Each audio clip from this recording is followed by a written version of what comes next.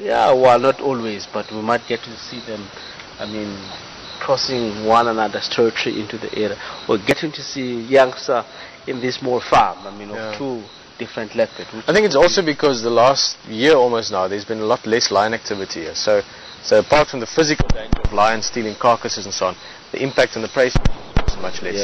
So there's much more food available. So for that leopard, if there's another 1 or 2 leopards around, it's not really going to influence their food. Yeah, it's true. Excuse me. Excuse me. And Rexa, we just spoke about the kahumas now. There was actually a question, just to give a bit of background. A question from Pat asking Manyeleti males being around and how that's going to influence possibly the cubs of the kahuma pride. Are they going to be a danger for that and so on? But yeah, basically, you mentioned earlier you had a bit of news and cub numbers and stuff. Just a quick update. Car alarm, don't worry, it'll... Yeah, which is really amazing. We're getting this information from the guys. They've just spotted now 5 youngsters. Look, I think it's just... It's hyena, I believe. Yeah. Yeah, probably chewing on the tire. Yeah, something like stuff to the elephant rocking it. Yeah. So what happened there? They located the lions, 4 female and 5 youngster which are sub-adult, and 1 youngster which is very, very small. So it's the 5 female? Sub-adult. 5, so okay. Yeah. It could be someone... So the ones that were mapokos, in other words. That's what mapokos and so on. There's some cubs that we have seen here. The ones that were little here. Yeah, little here, and they've moved up into east, I mean into Befesuk. So it looks like the cubs now are big enough. It's only that youngster, which it would be a fear for the pride to come down. But I believe with the guys, when I asked them to their own drive, they've seen 2 females from Kuhuma met with these new males. They have seen that. Yeah. So it may find the 4 female that belongs to the cubs. They need to always away with these males until the cubs grow.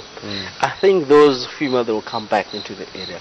And because we have these Manyeleti boys here, as you can hear them now are calling, they're just announcing the area.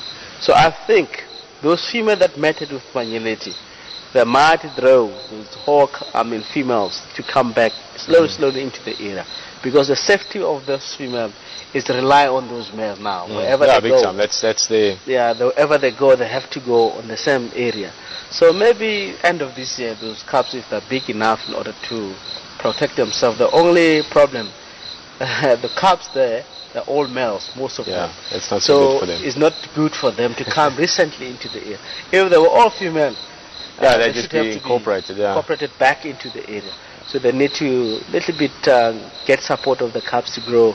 Then themselves will become, they will withdraw themselves and go somewhere else. And the female, they will come back. It seems like, and the guys, when I asked them, they also mentioned that they haven't seen the male and the other 2 cubs. They were all 8, you remember. Look like 2 cubs there or 3 cubs. They're no longer on the pride. Maybe they killed with the other males. Yeah, these Manyeleti males, the new males maybe, or if he enjoys himself, he get killed. You never know what's the story there. But the more the female interested to mate with this male, it means these 2 Manyeleti males, they have bigger area, the scent mark a lot into the area than the female hook up with them, which is really, really amazing for a change. What is that? That's the door or something. I just thought it was a bit of some funny noise behind us. It's been lots of activity with the water behind here.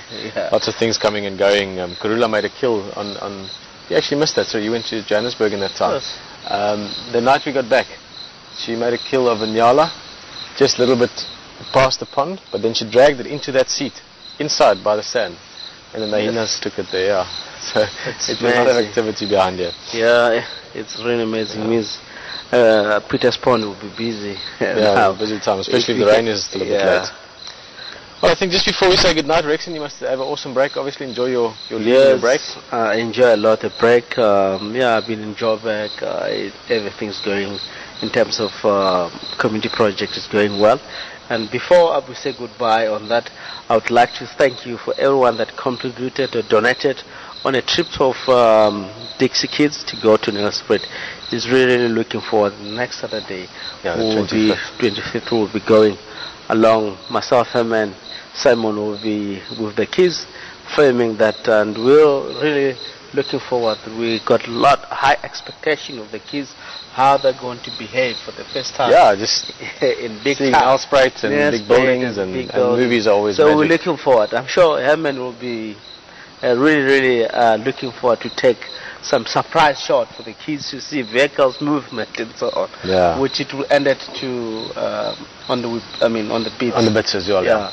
Which it will really amazing. Everyone will able to get to see that how the children are behaving and the enjoyment of the children. I believe they're going to like this. Yeah, I think, you know, and beautifully said there, excellent. It really is true. It's the on many different levels. You know, with Graham and Emily coming up with the idea, the quickness of the response. It was within 48 hours really of sort of really putting it out there and having been to Dixie on that day when the school holidays had started. It shows us none of us have kids yet, or kids that are in exact school age before we got out there. But just getting there and seeing the response so quickly, 48 hours, 2 days, and people from all over the world had come together. And it's going to be a beautiful experience for everything from the little ones up to all of you at home that are going to experience it from your side and seeing what a big difference and joy it would have given to all those kids, and also you guys. I mean, I would have loved to have been able to go along. It's going to be a special day for you guys. Yeah, Rex, I mean, you know the village. I mean, it was beautiful seeing Rex, and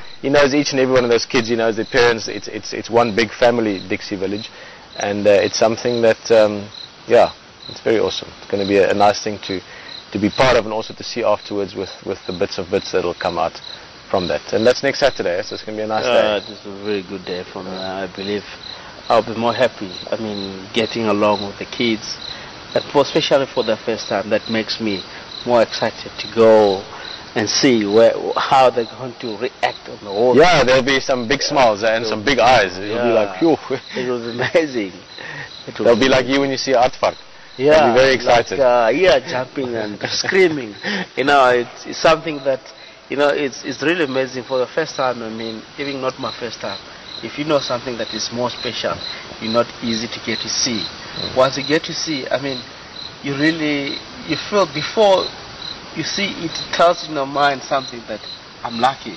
Yeah. You know, I've been here for more than a couple of years. I mean, 3, 5 sighting, more than over 17 years. Being on the world. So it's really, it makes you jump and get more excited. Like, yes, I made it. I've seen it. It's something like if you scores that I've seen it in my life how many times. So it's really amazing. It's beautiful.